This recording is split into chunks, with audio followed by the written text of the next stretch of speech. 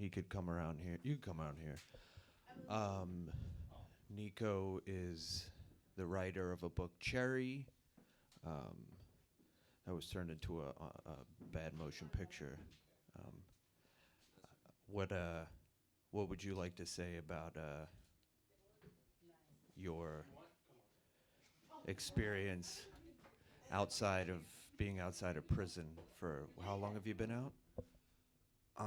Since October of 2019, sort of. I guess I was halfway out.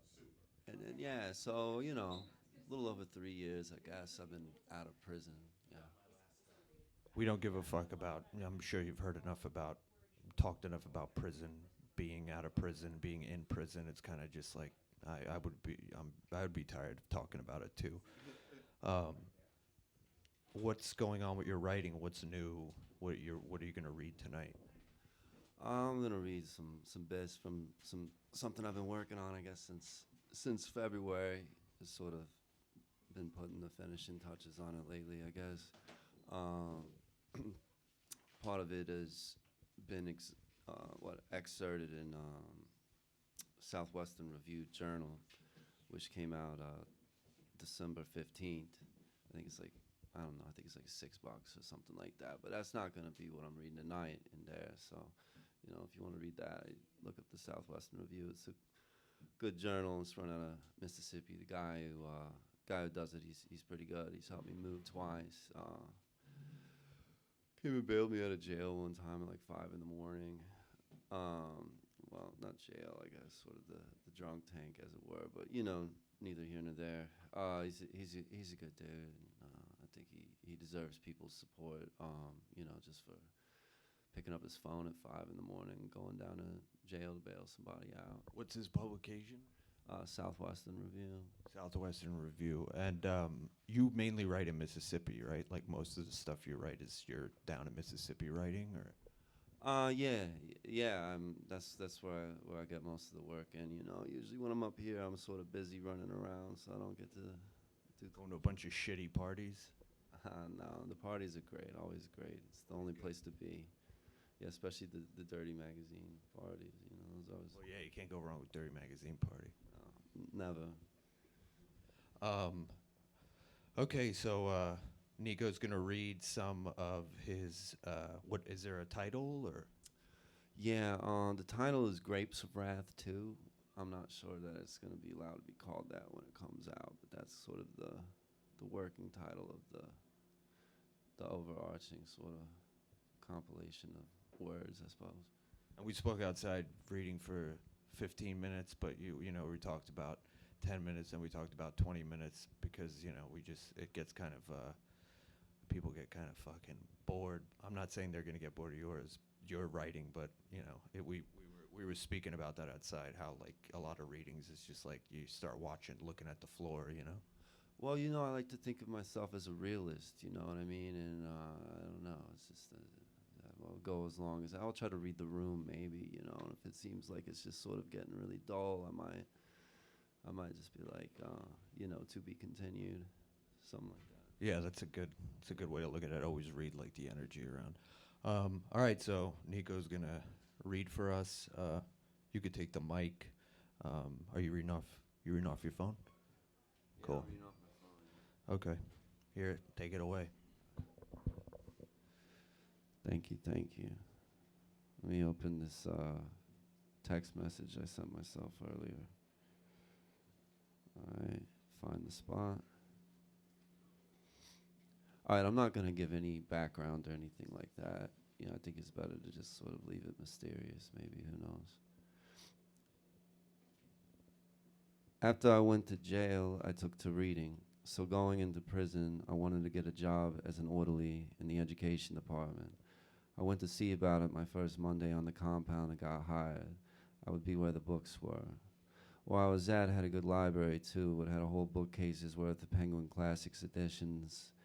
Many books I had not heard of. Books by Zola, by Lermontov, Fielding, books like that, each with its own relevant oil painting on its cover.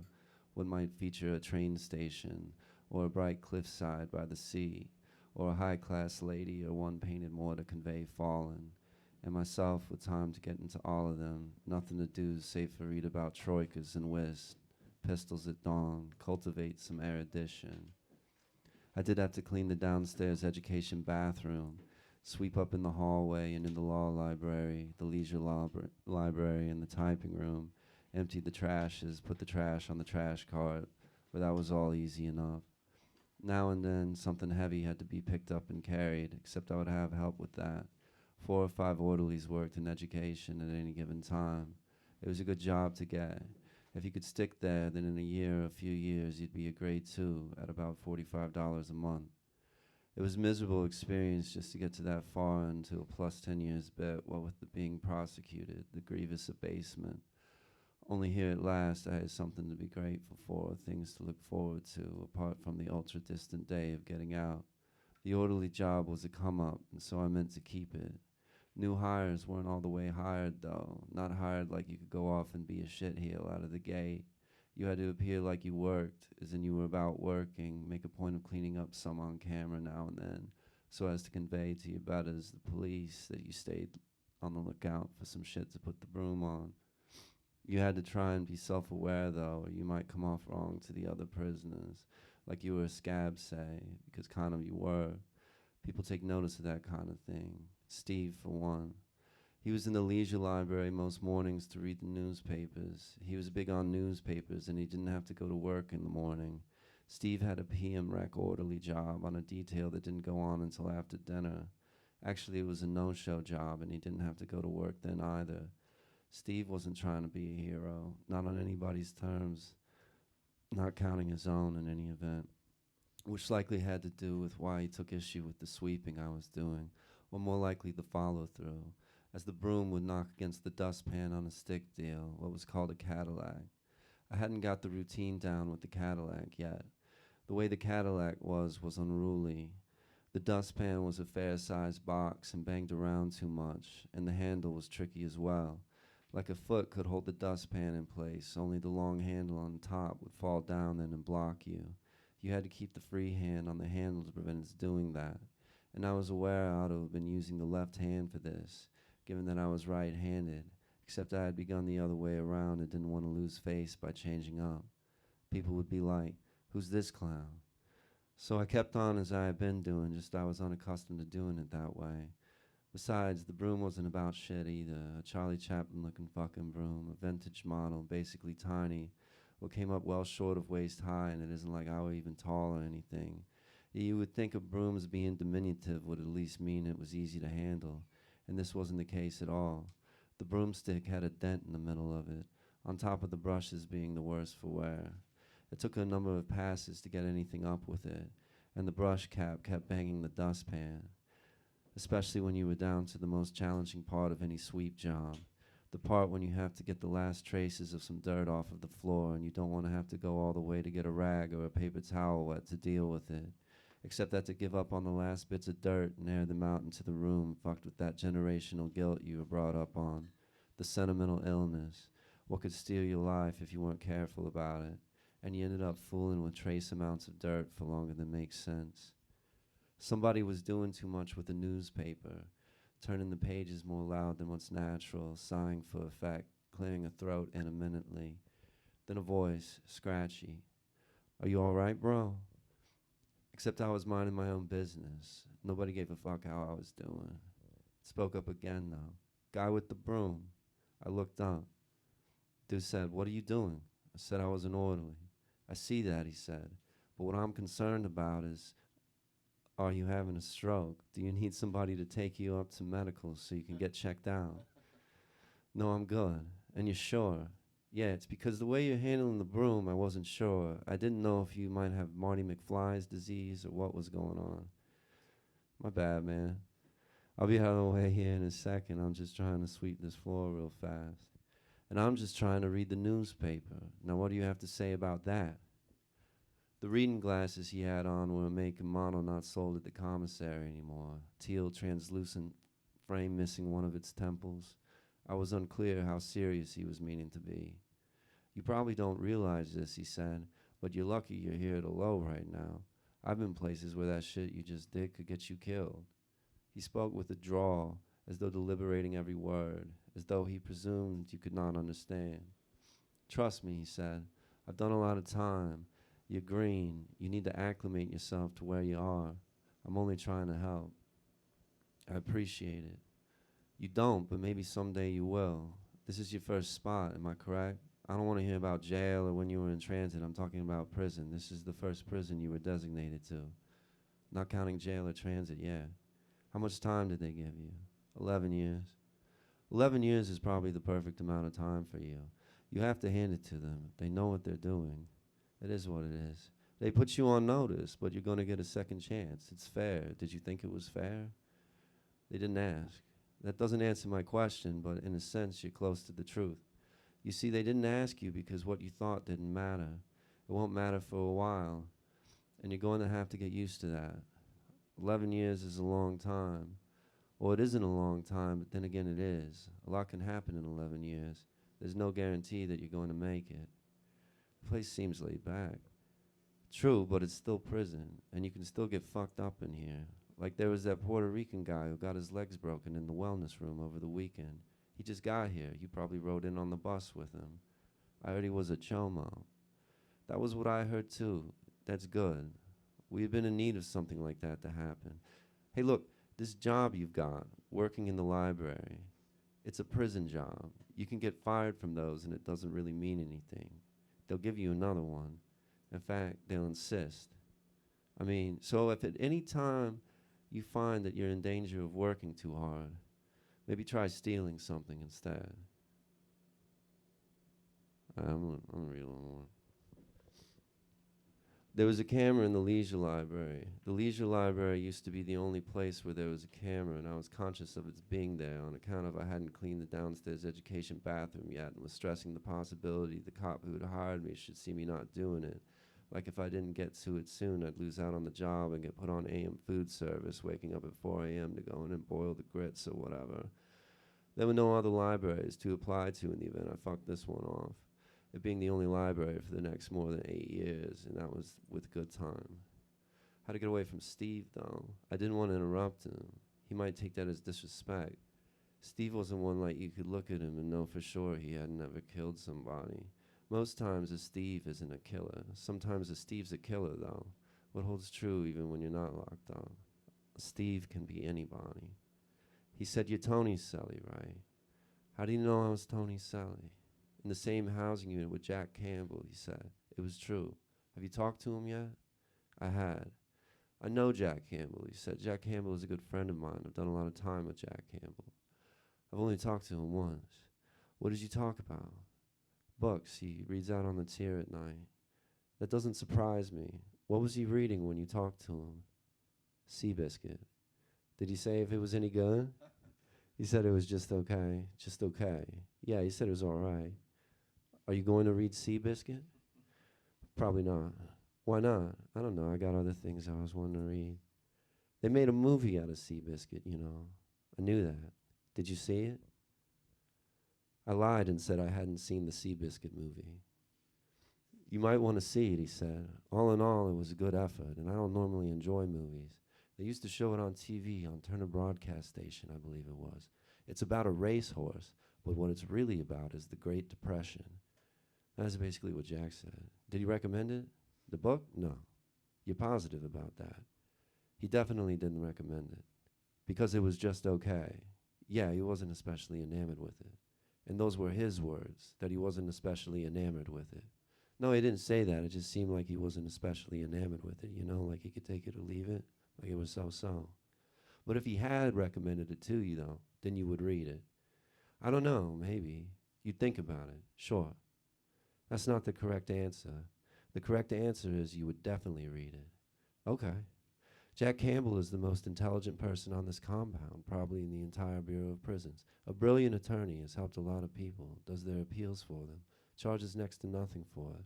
I have personally seen him get numerous guys out of prison when all he charged them was a bag of keefy and a box of snack crackers. I've heard that he's a good attorney. Highly respected. He's cool. Tony's cool. Tony I don't know that well, he said. The way I see it, he's still an unknown, much like you are. While Jack Campbell I would trust with matters of life and death. I was at Butner with him. in the late 90s, and he was here the first time I was here. This is my second time at this prison. They gave that guy like 30 years, right? It was something like that. Look, the next time you see him, tell him that you met Steve Raines. You can also tell Tony if you want, but make sure you tell Jack Campbell you met Raines. What do you have against Tony? Are you going to tell him? I mean, I don't really like to go around hurting people's feelings. I'm still talking about Jack Campbell. Yeah, I'll tell him. Steve Raines. Correct. Stephen J. Raines. Stephen J. Raines. Just say Steve or Raines or Steve Raines. He'll know who you mean. I got it. Now back to Tony, he said. You know he claims he's innocent, don't you? They did fuck him pretty bad. So you're saying you believe him. Did he ever tell you about the secretary? A lot of fucked up shit happened in his case. But you're not an attorney, so you don't really know that. All you know is what Tony's told you. Always remember where you are. Why would he lie to us about it, though? Why wouldn't he just not say anything? That's a good question. Maybe it's a question you need to keep asking yourself.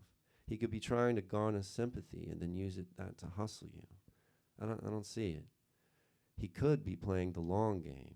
The long game? Just saying. Hey, for all I know, he could be innocent, but I would need to see more proof before I believed that. The feds don't typically make mistakes. They're very good at what they do. Do you know that he basically beat the exact same charges in the state trial?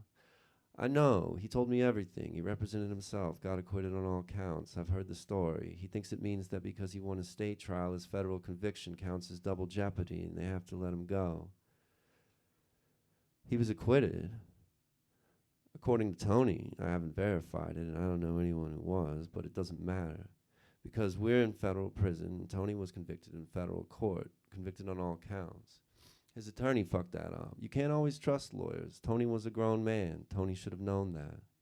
Doesn't make him guilty, though. True, but it doesn't make him not guilty either. I think he's innocent, honestly. Yeah, but remember what I told you. It doesn't matter what I think. So you were paying attention. I mean, not especially, but it was like 2 seconds ago, and it stood out to me because I thought it was sort of a fucking rude thing to say, you know? Well, the truth sometimes is rude. Sure, but what about you? All you're basically saying is you think dude's guilty. Wrong. All I said was, I don't know. You see, the main issue that I have with the situations like this one with Tony, is I've heard all this before. The same kind of things Tony says are the same things a guilty motherfucker says when he says he's innocent. That the only reason he got convicted was because the AUSA was crooked or because the snitch lied. And it's never because they did anything wrong. Guys were as clear as day guilty, or if they didn't do what they were convicted of, then they did something that was as bad or worse that they could have been given roughly the same amount of time for. I've been doing this a while, bro, and based on my experience, when a guy tells you he's innocent, it means he's guilty. I'm gonna leave it at that.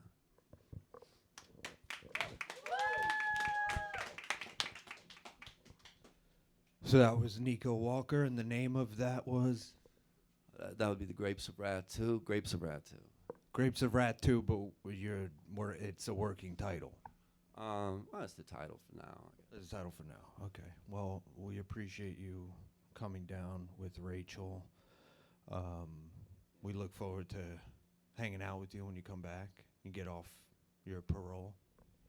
Yeah, one day, One day, one sweet day. Is there anything else that you'd like to say about do you have any sort of like idea on when you're going to be putting this book out? No. No clue. I just wanted to ask how Mississippi's been. I know that you have been motel hopping, and I read in an interview that you had writer's block a while ago. So I'm just kind of curious how the writing has been now that your living situation has been a bit different. Like, has it been helping with writing? Like, have you been able to focus more on that?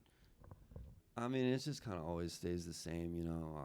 I think it's just things always come up. You're always doing other stuff. You don't necessarily get to sit down for a long time and, you know, have your little thoughts and laugh at your jokes and shit. You know, it's like you got to find places to live, and you know, your car explodes. You never know what happens. So it's sort of more of that. I never really have writer's block. I just, you know, I can always write. It's just sometimes I write very badly, I think, you know. So you got to kind of just keep those ones for the the private collection, I guess. Maybe it wasn't writer's block. Maybe you said that you gave up on it or something. Okay. Yeah. Got it.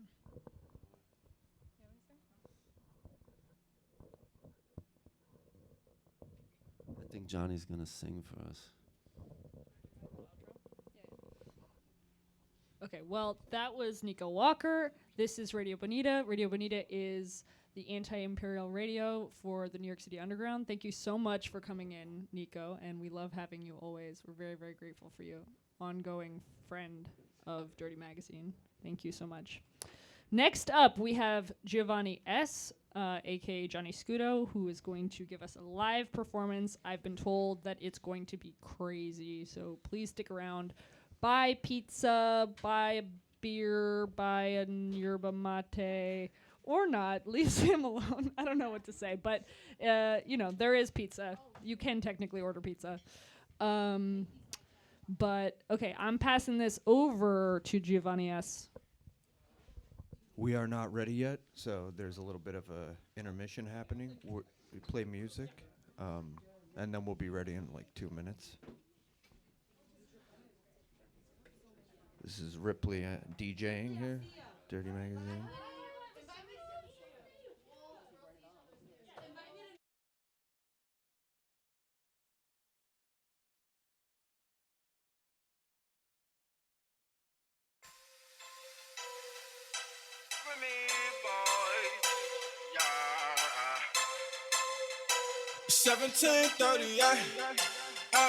I'm like, hey, what's up, hello? Since your pretty ass soon as you came in the door. I just wanna chill, got a sack for us to roll. Married to the money, introduced her to my stove. Showed her how to whip and now she remixing for low.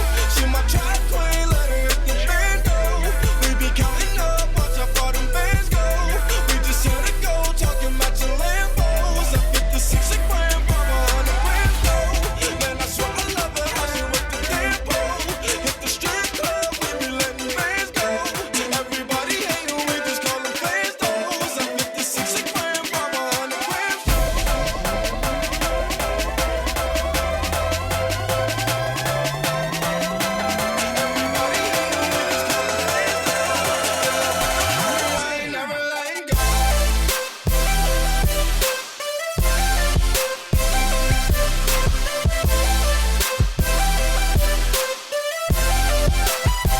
I'm like, hey, what's up, hello? See my track queen, let her hit the bando. We be counting up, all up our bando. We just here to go, talking about the Lambo. And I with the money, I ain't never letting go.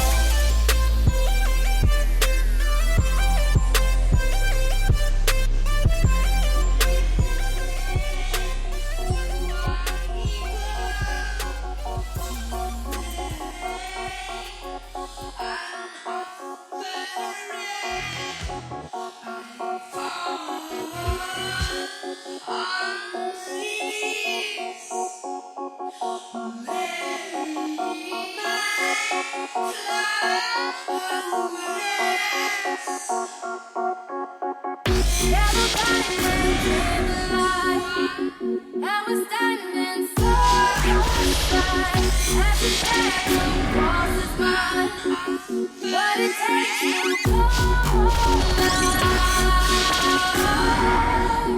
it's the way I'm feeling, I just can't deny. But I gotta let it go.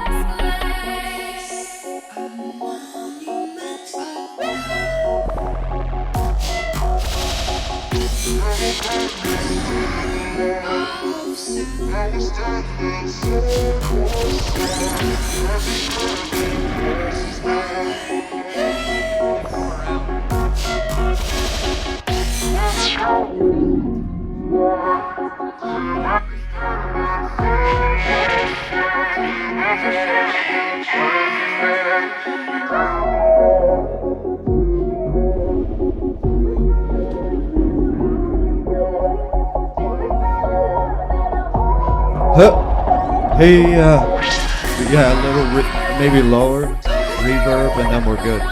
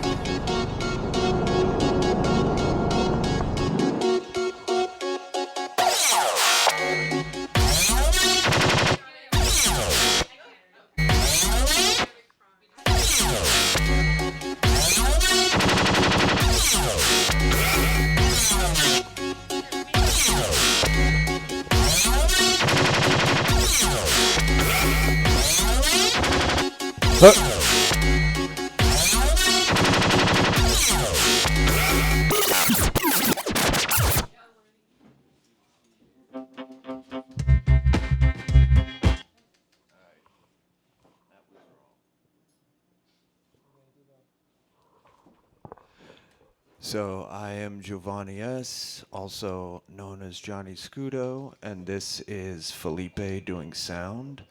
I am just pulling up the audio.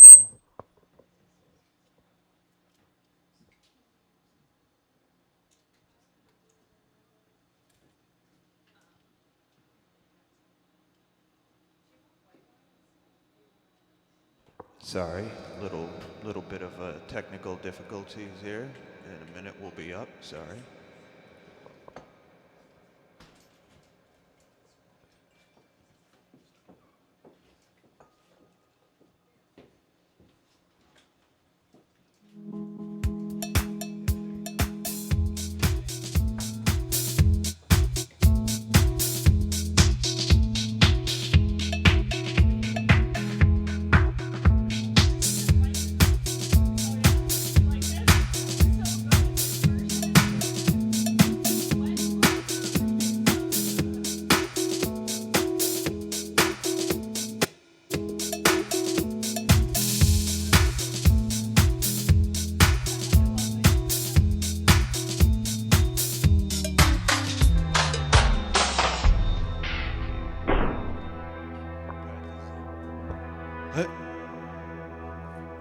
Maybe louder.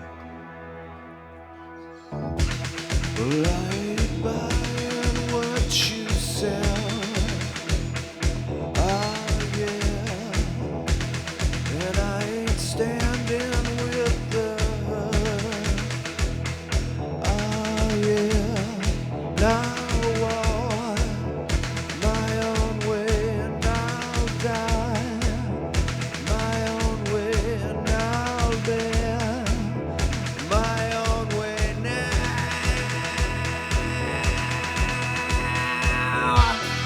And do you hear the dark music? La la la. Well, it's coming on and the dark is song. La la la. And do you hear the dark music? La la la. Well, it's coming on the dark song. La la la. La la la. La la la. La la la.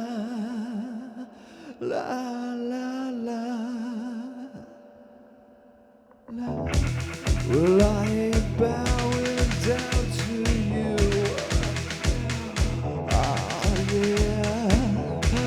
And I ain't praising all you do. Oh yeah. Now trust who I want and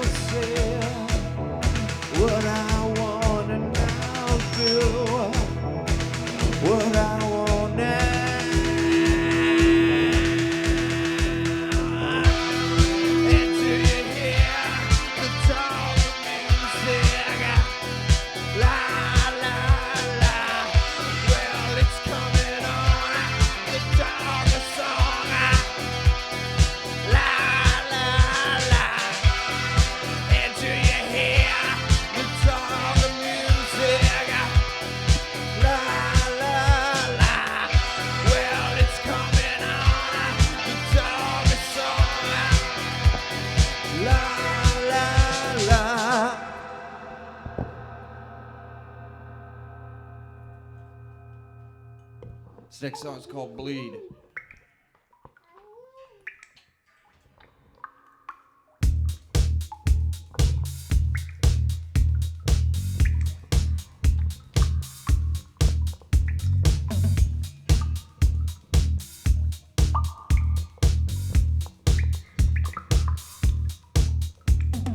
Baby, you see in my dreams. I know you think they're ugly. Baby, you see in my heart. I know you think it's ugly. Just look up at the sky. I know that you're alive. Well, don't look down low where the blood flows, 'cause I wanna bleed. I feel something I haven't felt before. I'll make it real, so I cannot touch the eyes of God. I wanna feel. I feel it all running down my arms. I'll make it real. I'm more real than it's ever been before. Shine. Oh, baby, you see in all my dreams. I know you think they're ugly. Oh, baby, you see in all my heart. I know you think it's ugly. Just look up at the sky. I know that you're alive.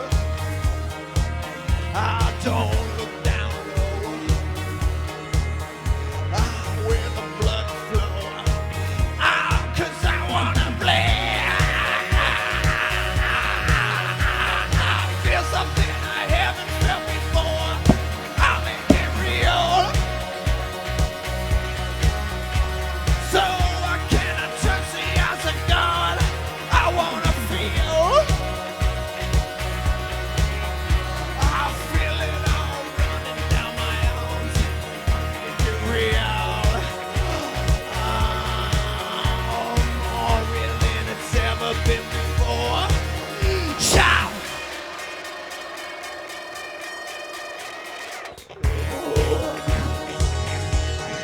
I wanna bleed. Well, I wanna bleed. Bleed, bleed, bleed, bleed, bleed, bleed. 'Cause I wanna bleed. I feel something I haven't felt before. I'll make it real, so I cannot touch the eyes of God. I wanna feel. I feel it all running down my arms. I'll make it real, more real than it's ever been before.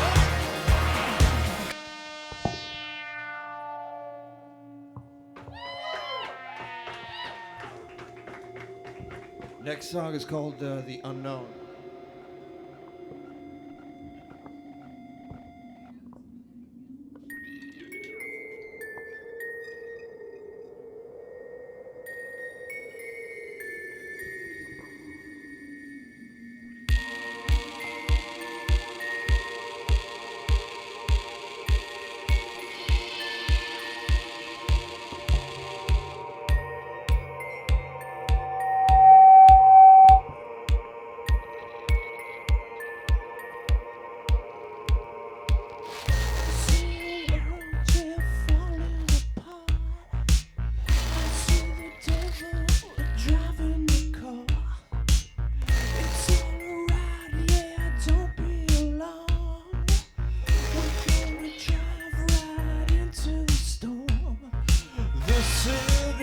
So far away, headlights shining bold. Let's go to another place we've never been before. Give me Mickey Mouse,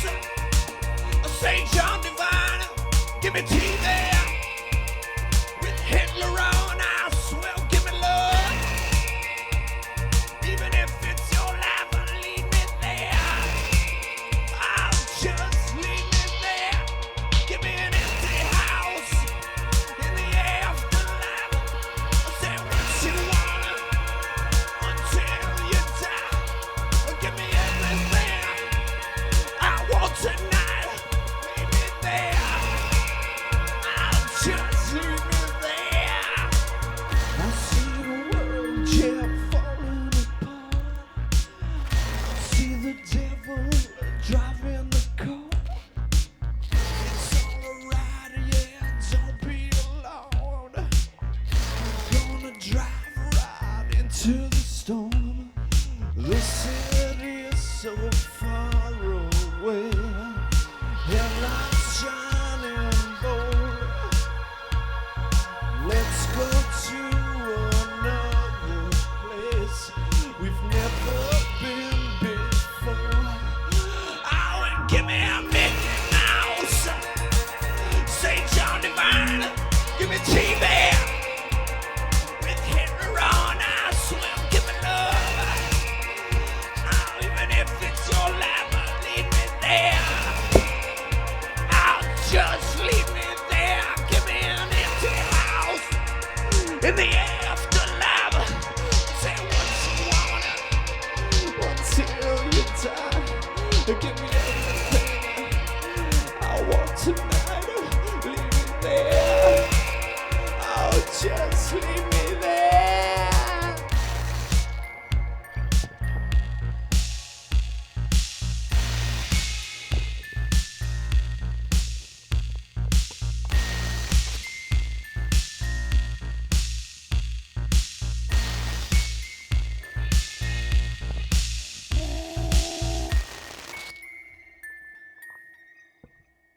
It's a dance song, this next one. Thanks to Dirty Magazine, Radio Bonita. I'm Giovanni S. Unfortunately, Johnny Scudo.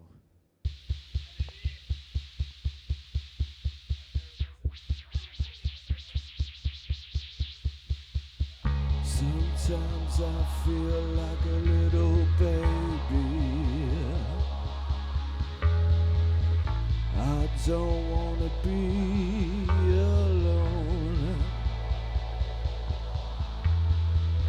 Sound of your voice makes me crazy. So I hung up the phone. And I'm not coming home, 'cause I don't want to.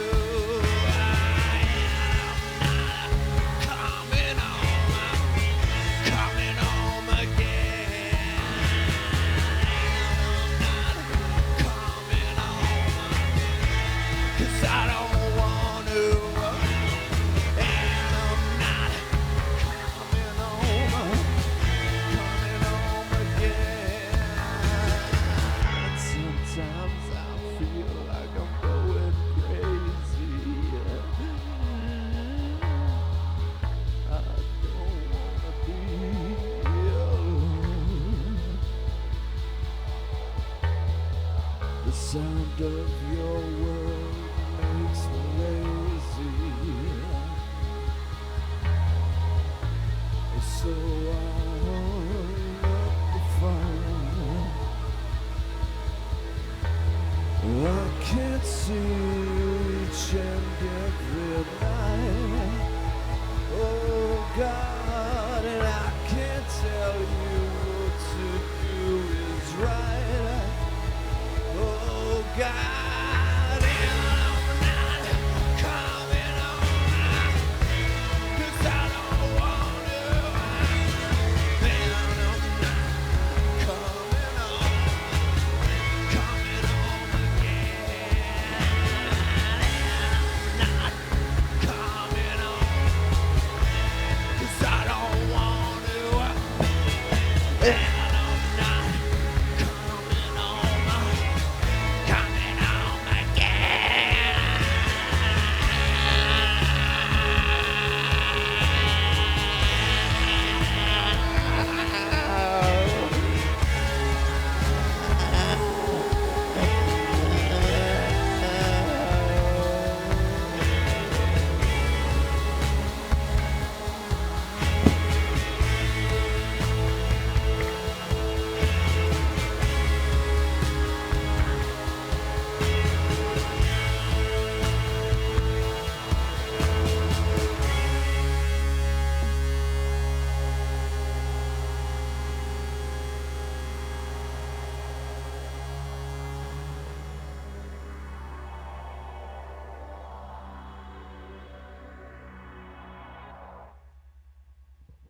thanks.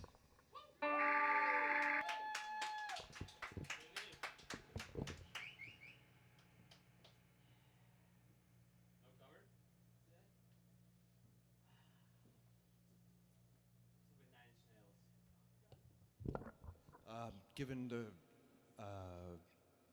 mic back to Ripley, thanks to Nico Walker, Xpizza, Samantha Sutcliffe, who runs Uncensored New York, Radio Bonita, Eric Ordaz, and everybody else who came out. Thank you so much, Johnny. You've been listening to Radio Bonita. Radio Bonita is in the tradition of Latin American anti-imperial radio and DIY audio labs, from legendary DJ sets to radio interviews from the underground literati. Radio Bonita is your go-to source for music and politics from the streets. Wherever you are, remember that we are ungovernable, taking care of each other and ourselves however we need to. Our collective transmission is louder than the outside noise of media and fear. Tune in, drop off, drop out, and explode. Signing off.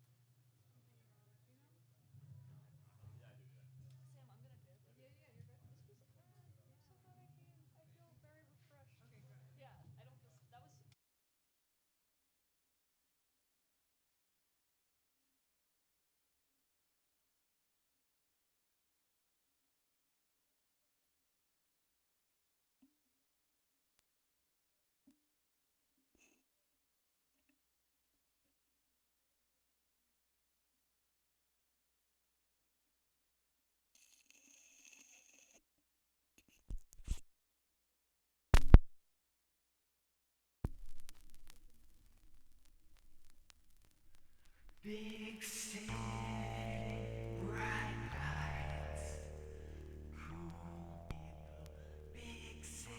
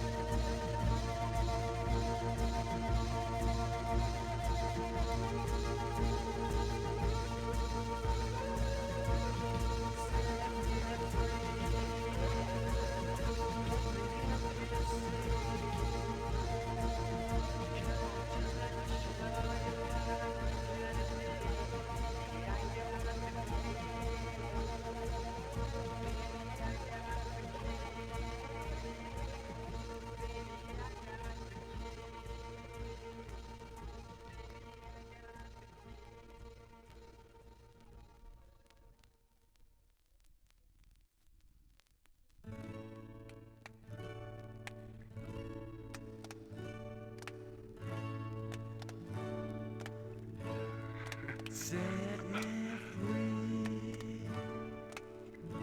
Let me help you see. Come on, just let me show you what we could be. Baby, I got the key. Baby, I got the key. Baby, I got the key. Set me free. Let me help you see. Come on, just let me show you what we could be. Baby, I got the key. Yeah. Baby, I got the key. Oh, honey. Your eyes